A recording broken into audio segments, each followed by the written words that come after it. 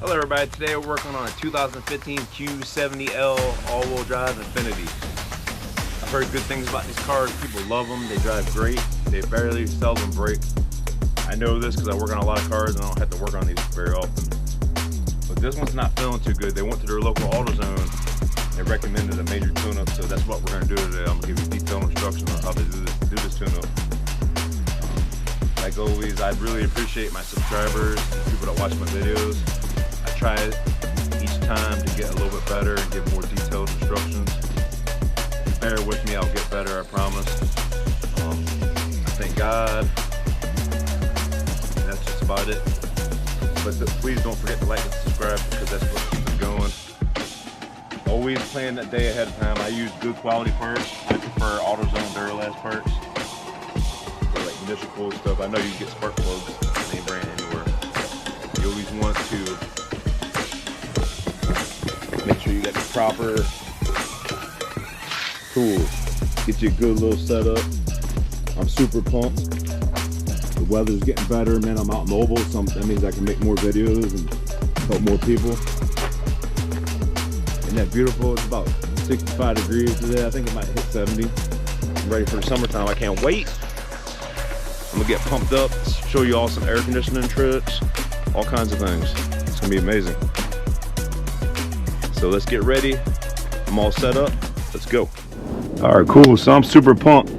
Those of you that have been following me may have noticed a little dullness in some of my videos. There's a reason for that. I am not a wintertime person. You're gonna see a huge improvement as the weather gets better. I love the springtime. I'm a master gardener. I have all kinds of hobbies. I just like being out meeting people. It's so enjoyable. Okay, so let's get going. I didn't make the same mistake I did yesterday. I went out on a pretty cool job. I didn't have my GoPro stuff on because I was just wasn't in the mood. But the video was on there. I did it with my iPhone. It's a little bit harder, but I got it done. That's the Chrysler 200 radiator. All right, so just make sure you got a screwdriver set, your whatchamacallit set. That's what I call that one because it's got all kinds of different adapters and stuff in it. You're gonna need a torque set probably. There's your different spark plug sockets with magnets on it. Your swivels. I got 3 different electric ratchets. They're all charged up. I got plenty of lighting. I generally keep 3 of everything. I realize the average person doesn't, but I do not like going back up to the parts store when I need a part. I also do not remember doing this job before. I may have done it because I've been doing this almost 30 years. But I can tell you that I don't work on these a lot. I think I might have done a radiator on the Infinity SUV that had the same engine in it. But in the alternator maybe. But generally these things just don't break. They're like tanks. I really like this one.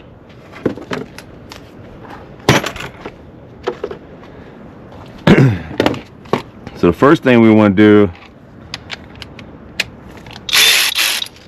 is take the beauty cover off. It's going to be a 10mm.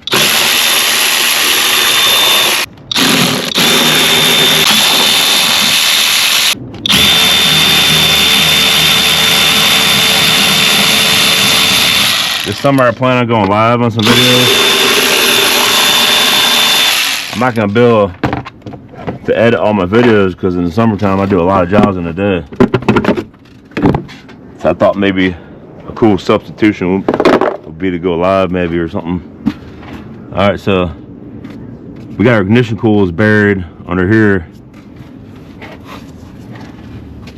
I'm trying to see, is it a plenum removal or isn't? So on this side we're going to take a flashlight and look. It looks like we can simply take off the throttle body and intake hose. This is a chance to check the air filter. It's the most least checked thing on the car. You'd be surprised how many cars I fixed with just the air filter that will not start. They're so clogged up.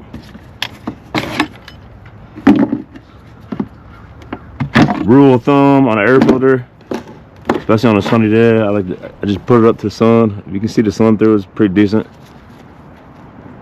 That one's not bad.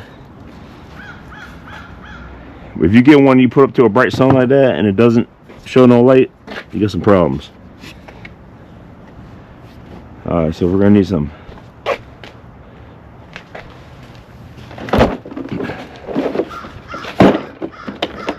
8mm. This has become my go-to ratchet. It was a test one off of Amazon. I really love it. I love my Milwaukee too, but this thing, I'm mainly Milwaukee.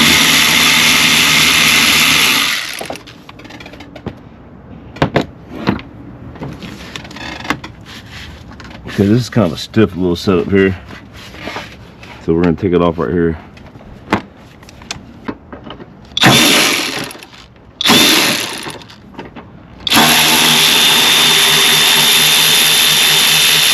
Gotta break out the old trim tool.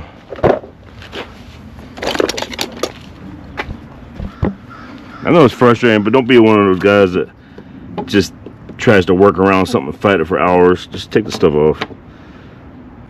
Be gentle, pull these trim tabs up. I mean, a flathead will work good, but this has so much more leverage and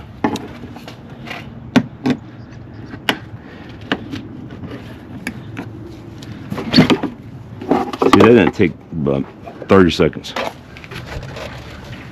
Alright, so it's probably sitting down there in a grommet.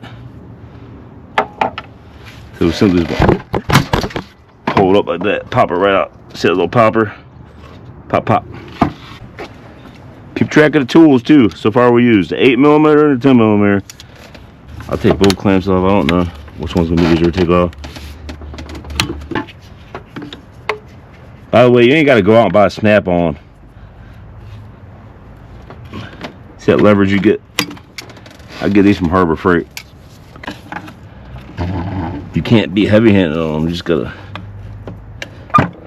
be patient at times. These cars have got some personality.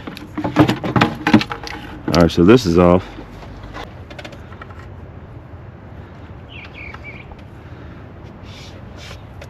Alright, so that's the Allen socket. It's a 5mm. Now we want to simply get a downsizer.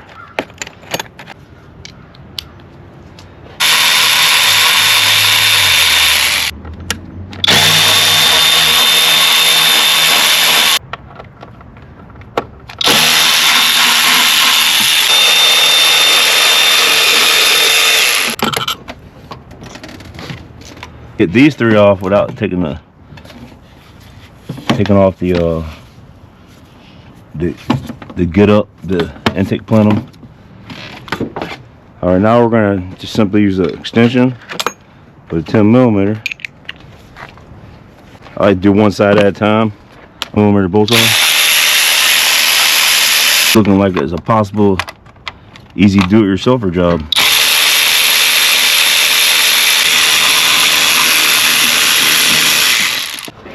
All right, so these clips like to break on this. So you want to be, if you can, be extra gentle. Take a pick. Just get up underneath of it instead of pushing it right here, because it's better not to have them broken. Trust me.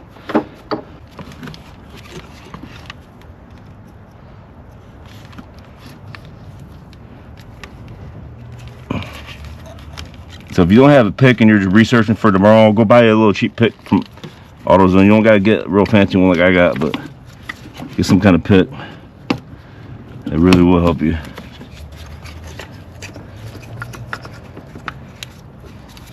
Because what happens, you'll break those clips. It'll work for a little while when you plug them in, and then it won't.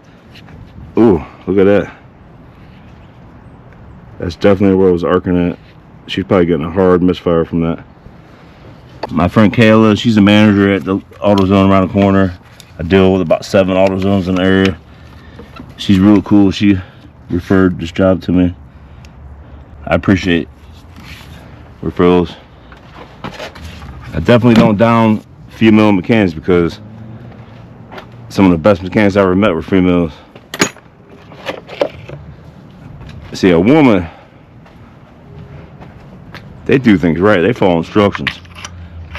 All right, so this is gonna be a 14 millimeter thin wall socket. So you want to make sure you got a 14 millimeter or a 9/16, or you're not gonna be able to accomplish the job. Let's get these spark plugs out.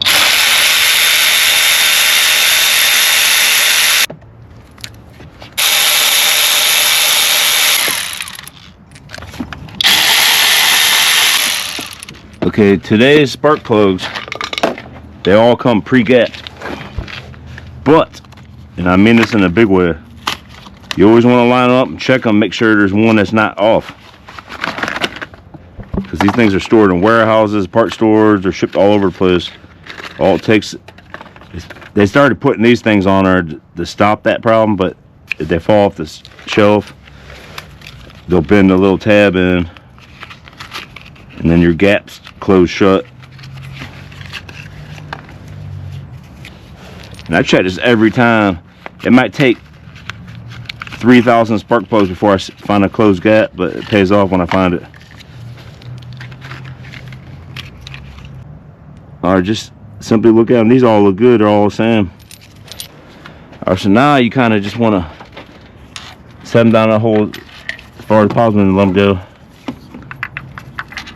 Then turn around and hand start them with your spark plug tool. You want to get like 3 or 4 spins. Don't ever try to start it with a power tool. Cross thread it.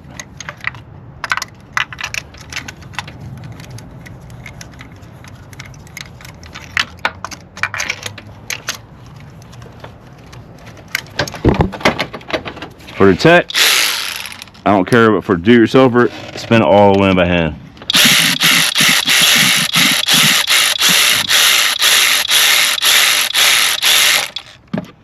You just want to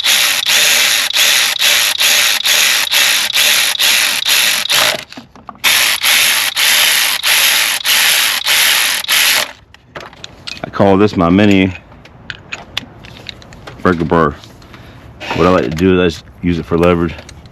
So you want to get one good snug because you want to crush that washer on there. Second good snug.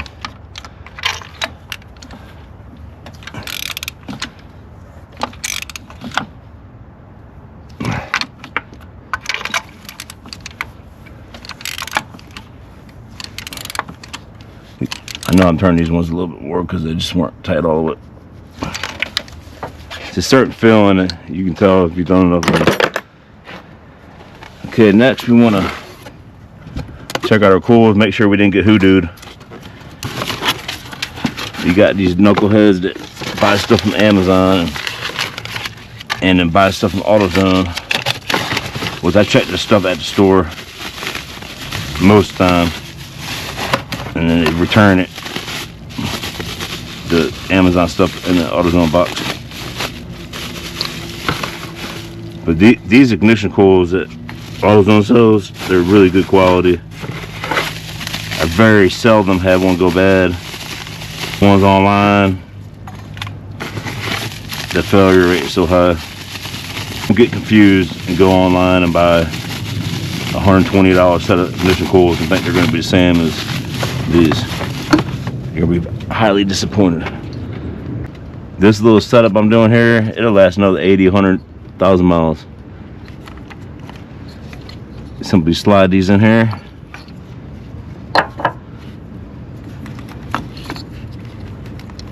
I actually like to snap them before I push them down all the way.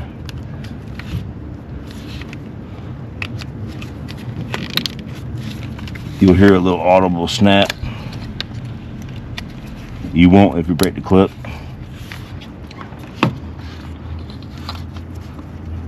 Sometimes these more expensive ones, like when I'm doing a tune-up, I'll save a couple good ones. Mainly because, you know, you got single moms and stuff like that out there. I might go on a diet and also they don't have no money to pay $100 for a coil.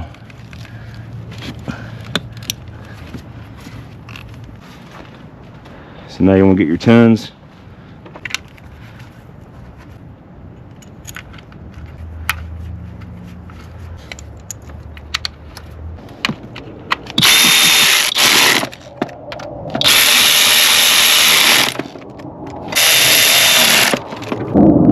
use our Allen 5mm.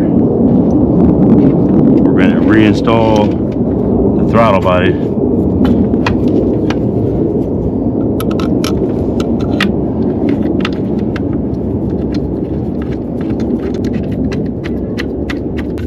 It's always important to get every bolt started on anything you put together. Even furniture that you buy from the store. I know some of y'all put some furniture together before, tighten down everything, and realized one of the bolts you couldn't even get started because it moved a little bit. What I like to do, I tighten that one, I cross over to that one, and hit that one, cross over, hit that one.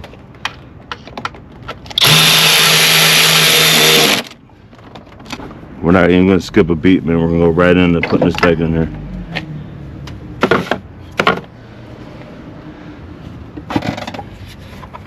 Roll that back over.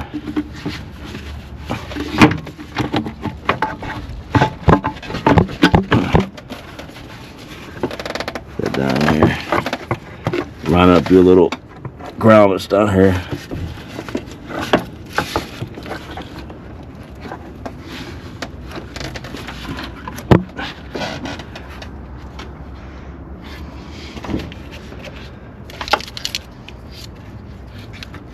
Snap that back in there, clip that back in place.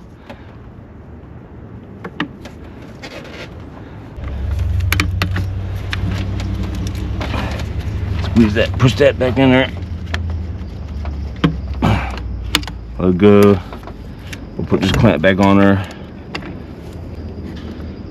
It would have been a lot harder to take that clamp off. And when we get our bolt put in there, and our air filter back in it.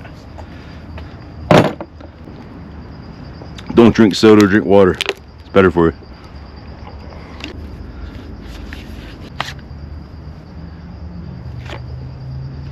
Aha. Dura, it's got a little slant on it. Remember that when you put it back in. I could just see some poor guy breaking out a hammer, trying to hammer the air filter in. Alright. We don't want to forget to tighten up anything, so we don't forget to tighten up that 8mm and that 8mm, so we loosened it. And then we're gonna get this bolt. I put all my bolts in the same spot, so I wasn't sure which one it was.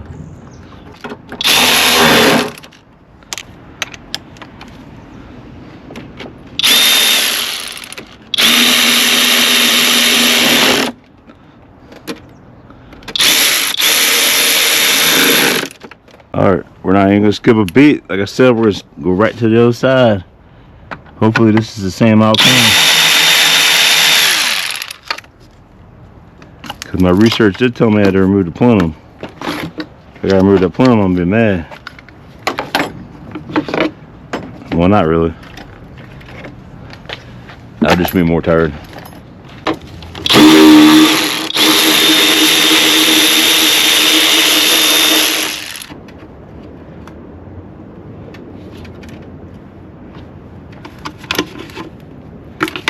That's all. This one's a little different setup, so let's go ahead and just move that clamp first. Take that slide down. Here's a little mechanic trick for you. It's plastic, so don't do it too hard. Just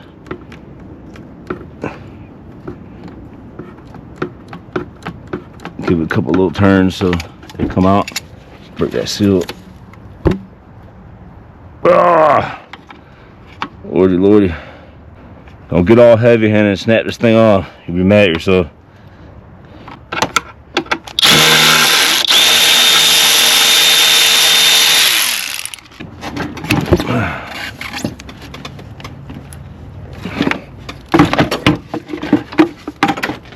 There you go.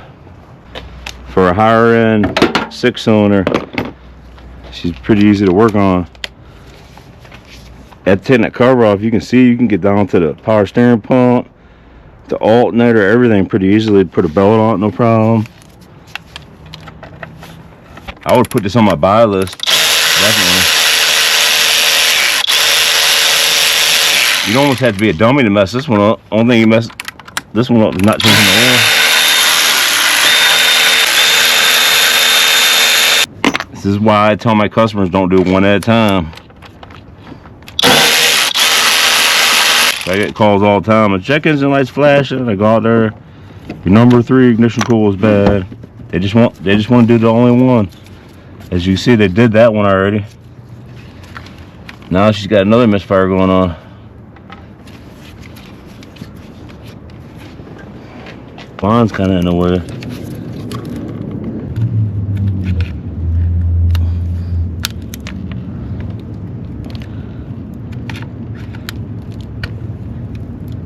Ow!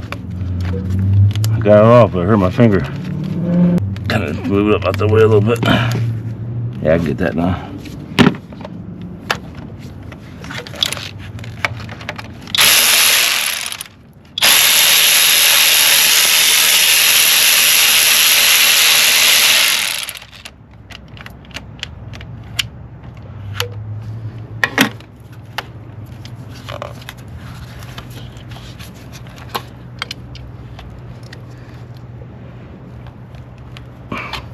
Take this clamp, slide it up. We're gonna be real precise how we do it. We're gonna give a couple turns, break that seal and kind of pull up on it. No real harsh bends. I should use your little pick, remove that.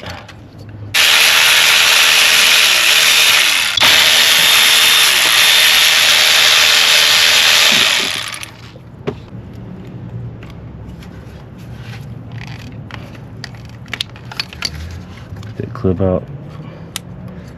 I mean, I realize on some of these coils you can't get this pick behind there, but it's just a good idea to use the pick so you don't break those clips.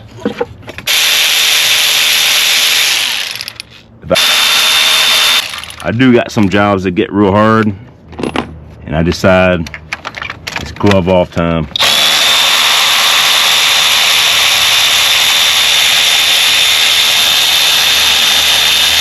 I also don't wear gloves from roughly the end of June, beginning of July to like the end of August. It's so hot, they just fill up with sweat, so it's pointless. But when your hands are sweating like that, the oil doesn't get up in your cracks of your hands because they're not dry. The worst time not to wear gloves is in the winter time when your hands get real dry. The oil's just gonna soak in like lotion.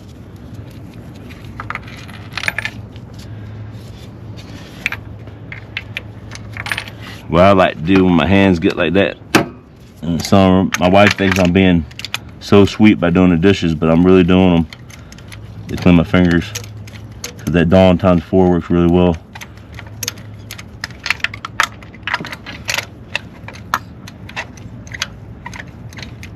She hasn't even figured it out that I only wash dishes between July and August. I wonder if she wonders about that.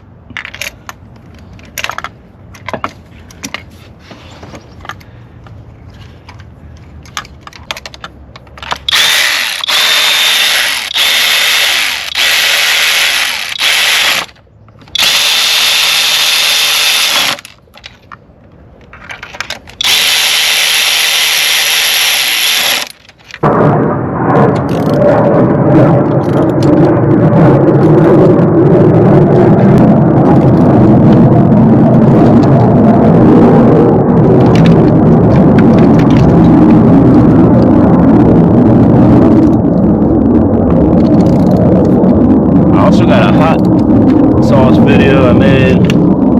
I got about 10 different recipes, chicken wing sauce, barbecue sauce, different stuff. I'm going to be selling that stuff this year, so I'll pump out more videos about it. If anybody wants to buy any, you can hit me up and we can do a private transaction and I can ship it out to you. It's going to be pretty exclusive, small batches, but it's stuff that you just can't find anywhere. It's really good. I've been making sauces, man, my whole life. There's a couple of particular ones I mastered. This year I'm gonna work on making some mild sauce. It's hard for me to make mild sauce, but everybody wants a real flavorful, mild hot sauce. So I'm gonna make some. But I'm not gonna buy the I want to grow them. All the stuff I make, I grow the stuff myself. Carolina Reaper hot sauce, that's my specialty. Mango habanero, that's my other specialty. The chicken wing sauce. There ain't no chicken wing places around here that can make the sauce like me.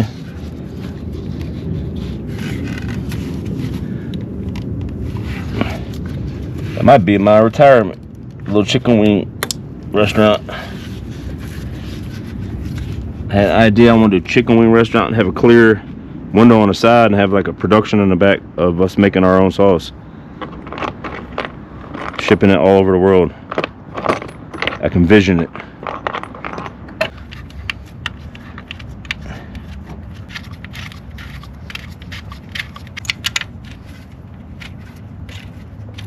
If you're into hot sauce, give me some ideas and some flavors and some stuff in the comment section. Stuff that you like. You know, I'm always looking for the next best thing, new idea. Different techniques, you know. If you got a video that you have that of you making some certain hot sauce, sent to me. I'd like to see it. Hot sauce is just a really cool thing because there's so many different ways you can make it. There's two ways I know of right off the get-go, the wrong way and the right way. But I'm just really kidding about that. But you can make a tomato-based style. You can make it vinegar-based. You can ferment the peppers. You can not ferment the peppers. You can make a chunkier version of it. You can put different ingredients in it. I've seen some that where people just load it up with extra salt and pepper and all kinds. I'm like, geez, man. Like there ain't enough salt and pepper in it already. The only extra additive I like to add to it is a little sweetness to bring out the hot. It really just makes that little twist. And I'm telling you, by fermenting those peppers, man, it makes my mouth water thinking about it because it just puts that flavor in it. It's so good. You know it's gonna hurt you the next day, but you just can't stop eating it.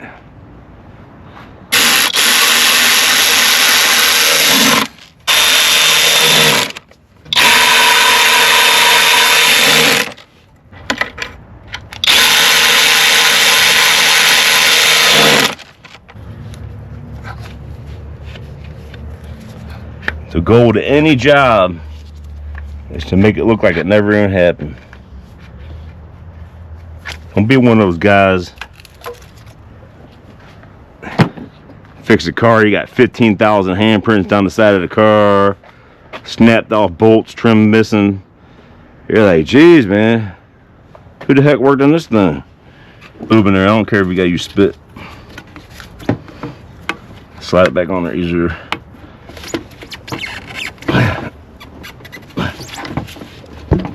Get it started and go ahead and push back on. Alright, push that down there. Snap that in place. Push that here. For some reason, this air filter just doesn't want to fit in there right. I'm doing it the same way as the other one. And that seal just wore out.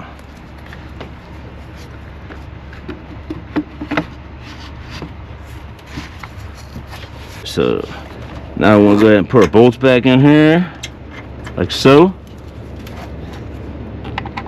Put that in here like so. And we already know we got to go ahead and tighten up our 8mm and our 10mm.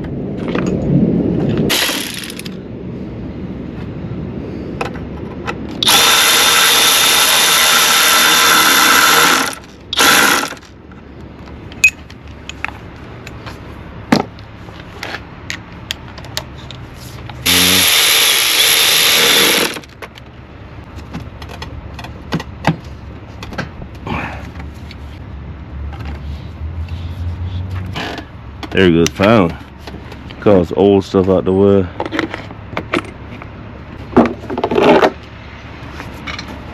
Put our little trim piece back on. Put all of our little snap tabs. There you go.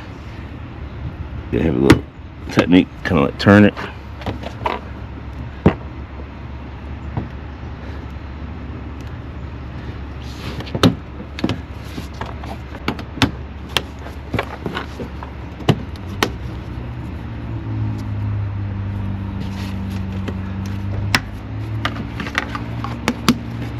All right, she called us for a tune-up, but we still want to do a little extra. We're going to check the radiator fluid, which it's low, and then we're going to want to check the oil.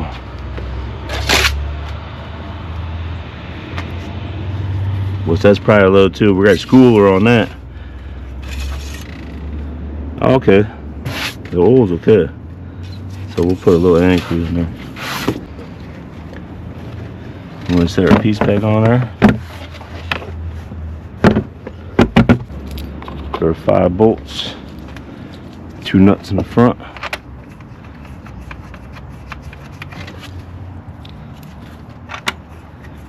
I'm telling you, I like this car.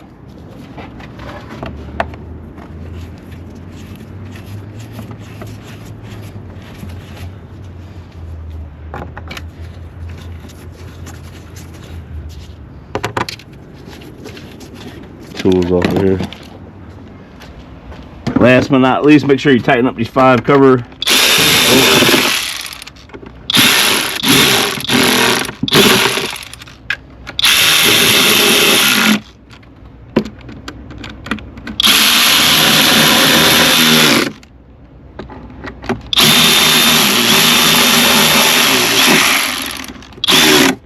And as you can see, it's all back together. Everything's tightened up.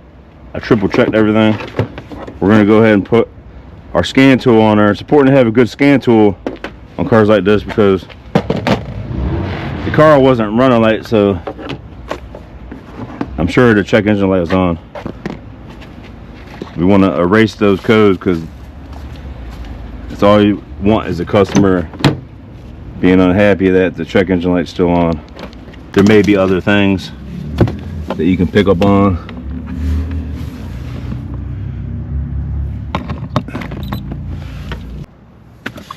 Most newer model scanners are auto scan.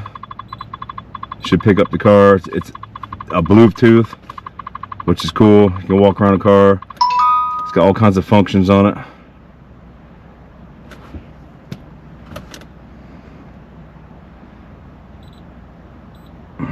Alright, this is system topology. It's going to scan all the computers. Anything that lights up in red is abnormal. Green means normal. Gray means not equipped. Alright, you can't go into each computer until it's fully scanned, so it's fully scanned now. Let's go in here. There's a lot of red. That's a passcode. There's going to be a lot of old codes that people just never, either they didn't have the scanner to clear them out, or they didn't know how to. So far, all those are passcodes.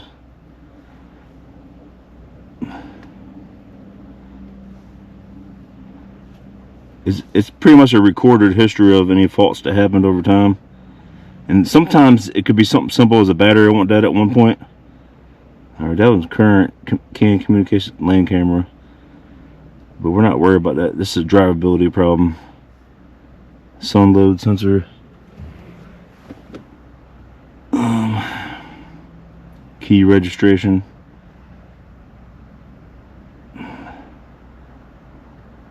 Alright, that's the main one. Cylinder number 4 misfire. That was the one I seen. So I'm comfortable with just clearing this out other than ABS. Brake fluid low. Okay, we're going to clear them. This topology mapping works great for pre-vehicle inspection because the dealers can't hide this stuff. So a sun load sensor is basically a sensor that detects sunlight. It's pretty self-explanatory. Those usually go bad, or this one's actually covered up with a piece of paper. So that's why I'll probably be able to clear it out now. See how it cleared out? If it's covered up, it's a little sensor that's right there. Let's see. Alright, there you go.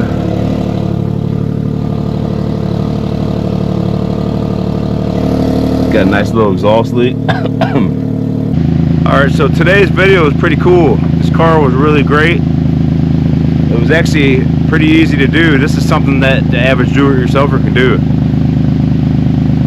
I think it was pretty self-explanatory, and I know you can hear a nice exhaust leak. I'm gonna let the customer know about that. Got a small coolant leak. The car just kind of is at that age, you know, it might not be around too much longer, but she could probably keep this thing going for another 3 years. But that exhaust leak's got to get fixed. I don't do exhaust. Well, I shouldn't say that because I am doing an exhaust job at the house right now, but I don't like doing exhaust. It's just a pain. I don't have a lift. But let's check it out. This is the time you want to sit back and be proud of yourself. Save a lot of money by doing this yourself. Please don't forget to like and subscribe. Thank you.